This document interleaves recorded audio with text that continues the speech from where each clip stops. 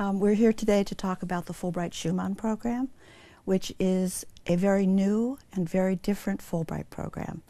The Fulbright program traditionally is a bilateral program between Belgium and the U.S., France and the U.S., but under the Fulbright-Schuman Program, it is unique in the sense that it is an agreement between the United States and the European Union. And under the Fulbright-Schuman Program, grants are available to nationals of any of the 27 member states to go to the U.S. for postgraduate study or postdoctoral research. And at the same time, there are grants available to Americans to come to any of the member states of the EU. The program is also unique because the topics of research or study are limited to U.S.-EU relations or EU affairs. Now, this is a very broad area, and there's a lot of different areas that can be covered just within that scope. But it's a fantastic program. It's so different, but it's so good. And we see with each year the number of applicants increasing, and certainly the quality has increased enormously. On the European side, this past round we had, I think, 55 applications, and we were able to fund 22. So that's very rewarding. And of course, all the reviews that we get from the students and the scholars, they are rave reviews. They say that this was the best year of their life, that they couldn't have done it without Fulbright-Schuman. So it's a great program. The program itself is already, it's already 15 years old. However, it was back in 2006 when we took a very deliberate decision to include Fulbright-Schuman Program in the bilateral agreement between US and EU. So it's part of our agreement related to higher education. We are very happy with this program. We believe it serves a very important political role. You know, at the time of vast commercial political interest between both continents, between US and European Union, this program serves really as East. It promotes people-to-people contacts, and we all know that these contacts are essential. We may be, doing big projects, engaging in a lot of commercial collaboration activities, but at the end of the day, it's really the mutual knowledge, the mutual respect, and contacts at the human level. So that's what we really value, and in this sense, the program, I think, is quite unique and has served its role very well. Since the program began, it actually began in 1991 as a pilot project with only funding from the U.S. government. And then over time, the European Commission got interested in the program and started contributing financially. And then, as Mr. Pakulski said, in 2006, there was a real move to put additional funding into the program because the belief was there that this is a good program. And the people who have participated in it, the numbers have grown. Since 1991, we've had about 120 Americans who've come to the European Union and about 115 Europeans who've gone to the U.S. The Europeans are a different profile. We have many more professionals in the European side. Journalists, for example, academics, of course, because Fulbright is traditionally an academic program, but then we also have professionals in international education who are participating. It's the Fulbright program, the basic tenet is mutual understanding, and I think this program is doing it beautifully. My Europeans who come back, they remain in contact with the people they were with in the United States.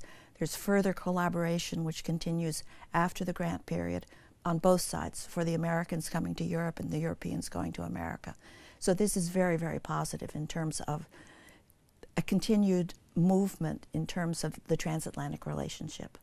I would argue that the program is really about exposure. It's really about exposing professionals, academics, young researchers to the United States and to similar colleagues from the United States to the European Union. And it really is a very important vehicle to bring cultures closer to each other, to help establish personal contacts.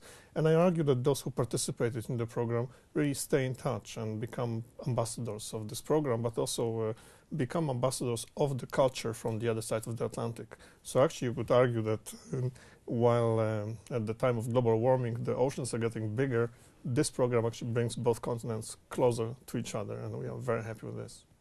The participants in the program are very diverse on the European side, not only because of nationality. We increasingly are having more and more applicants and selected candidates from some of the new member states, which is very important. We want to have as wide a geographic distribution as we can, but also in terms of the topics. I mean, we have people doing research in law or political science, voting, immigration, global warming, environmental change, threats to the environment, security, peacekeeping. The topics are amazing. And it's another important thing about the program is that for the American applicants have to have projects that are tenable in at least 2 member states of the EU. And the European applicants, when they apply, have to have had experience, academic or professional, in at least 2 member states of the EU. So we're really looking at global issues, but global individuals. For those who would be interested in applying, you can find complete information on our website, which is very easy to remember. It's www.Fulbright-Schuman.eu. So, maybe I should add that in practical terms, the program supports about 20 to 30 individuals who are helped spend time in the United States or in Europe. So there's a very clear constraint. Those who participate in the program must take interest, study an area that relates to US-EU relations. However, within that constraint, you see a very wide diversity of topics. It may be security, it may be CO2 emission, it may be conflict resolution. That's the very encouraging signal to us that those who participate really engaged in very wide variety of topics, and that's exactly what the program is meant to support. So the current program is part of an agreement that covers the period from 2006 to 2013. This is the time for us to reflect on its successes and think about its extension. I personally believe that the program should be extended, and we would like to look at this very carefully and really make sure that no missed opportunities will happen, and that an initiative like this can be continued. And I would hope that the agreement will be renewed and that we will continue to have this program, because it's still a relatively small program in terms of Fulbright, but there are such great possibilities for deeper and better transatlantic understanding through the Fulbright-Schuman Program.